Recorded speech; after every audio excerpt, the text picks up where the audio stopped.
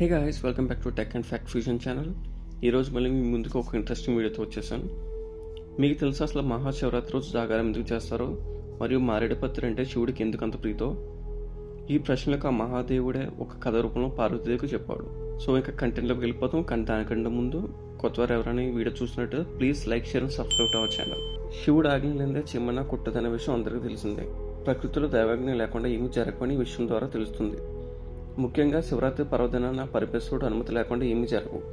ఈరోజు శివుడు అనుగ్రహం కోసం భక్తులు ఉపవాసాలు, రుద్రాభిషేకాలు, రుద్రాక్ష మాలధారణలు, విభూతి ధారణలు, జాగరాలు చేస్తారు. అయితే ఏదో పూజ చేసామంటే కాకుండా ఏదైనా ప్రయోజనం ఉందా అని ఆలోచన చేయాలి. ఈ ప్రశ్నకు సమాధానం సాక్షాత్ పరమశివుడు ఒక కథ రూపంలో పార్వతీదేవికి చెప్పాడు. పూర్వం ఒక బోయేవాడు ఉండేవాడు. వృత్తిరీత్యా అడవికి వెళ్లి జంతువులను వేటాడి కుటుంబాన్ని పోషించుకుంటూ ఉండేవాడు. అయితే ఒక ఉదయాన్నే వెళ్లిన అతడికి ఒక మృగం కూడా కనిపించలేదు. పొద్దుపోయేదాకా ఎదురు చూసినా ఫలితం దొరకపోవడంతో నిరాశగా ఇంటి ముఖం పట్టాడు. మధ్యలో ఒక సరస్సు కనిపించింది. దీంతో ఏదైనా జంతువు నీళ్లు తాగడానికి వస్తే సంహరించవచ్చని భావించి దగ్గరలోని ఒక చెట్టు ఎక్కి కూర్చున్నాడు. అతడికి ఊతపదంగా శివ అనడం అలవాటు. అది మంచో చెడో కూడా అతనికి తెలియదు. చెట్టు పై నుంచి జంతువులు సరిగ్గా కనిపించేందుకు ఆ చెట్టు ఆకుల్ని, కొమ్మల్ని విరుస్తున్నాడు. ఇంతలో ఒక ఆడజింక అటుగా వచ్చింది. దాని మీద బాణం ఎక్కుపెట్టాడు. జింక మానవ గొంతుతో తనను సంహరించవద్దని వేడుకుంది. తనను చంపడం ఆధారమంటూ ప్రాణభిక్ష పెట్టమని ప్రాధేయపడింది. మామూలుగా అయితే అతడి మనసు క్రూరంగా ఉండేది. కానీ ఆ జింక మానవ భాషలో మాట్లాడేసరికి ఏం చెయ్యాలో తెలియలేదు అతనికి. అలా రెండో జాము కూడా గడిచింది. ఇంతలో ఇంకొక ఆడజింక అటుగా వచ్చింది.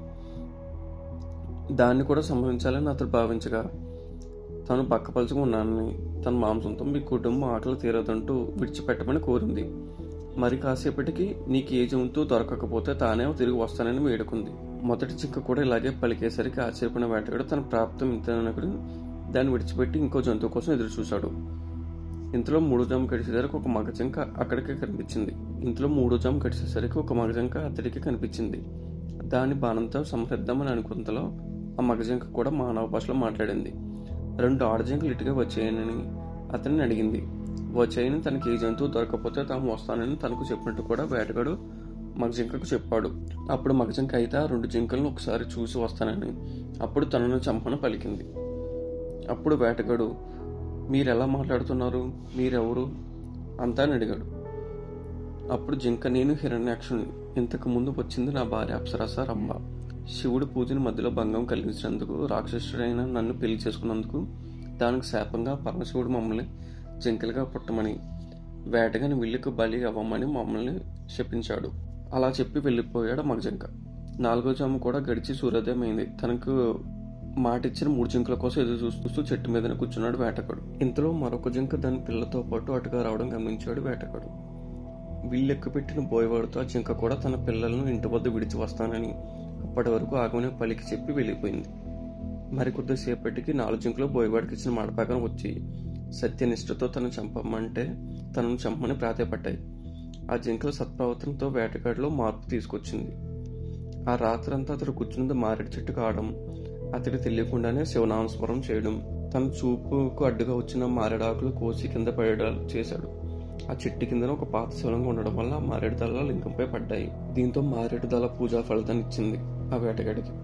4వ జాము వరకు మెలకు ఉన్నాడు కాబట్టి జాగర ఫలితం కూడా అతనికి లభించింది. క్రూరాత్మైనప్పటికీ పుణ్యకార్యాల వల్ల అతడి మనసు నిర్మలమైనది.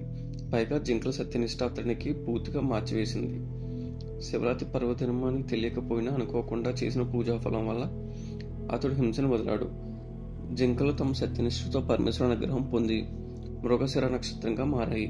వేటగాడ నక్షత్రానికి వెనుక ఉజ్వలంగా ప్రకాశిస్తూ లుబిదిక నక్షత్రం అనే పేరుతో నిలిచిపోయాడు.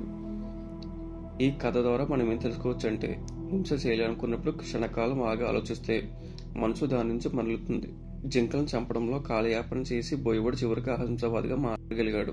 అలానే మనం పరిస్థితులు అనుకూలంగా లేనప్పుడు ఎలా నిర్మలంగా ఉండాలో ఆ వేటగాడి నిరూపించాడు. ఇచ్చిన మాట కట్టుబడి ఎలా ఉండాలో ఆ జింకలు నేర్పించాయి. ఇప్పుడు శివుడికి మారేడుపత్రి అంటే ఎందుకంత ప్రీతో తెలుసుకుందాం. 3 ముఖాలున్న మారేడుపత్రి బ్రహ్మ, విష్ణు, పరమేశ్వరుడికి స్వరూపం. అంతేకాక క్షీరసాగర మదనంలో ఆలాహలం తాగడం వల్ల శివుడి కంఠం చాలా మంట వస్తుంది.